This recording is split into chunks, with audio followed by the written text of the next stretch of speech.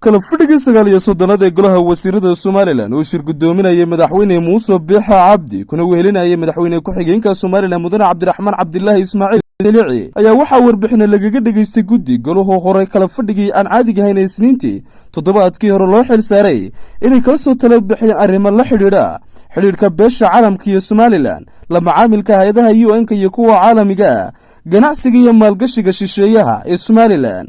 guddidaasi oo warbixinahooda golaha bayaan ka soo saari doono kala fadhiga dambe ay isugu yimaadaan golaha wasiirada Soomaaliland sidoo kale golaha wasiirada Soomaaliland kala fadhigii 9 ee maanta isugu yimaadeen waxa uu dood iyo falanqayn dheer ka yeeshay saami qaybsiga doorashada wakiilada waxaana goluhu isku raacay in wadatashi ballaaran laga yeesho cid ay khusayso saami qaybsigaasi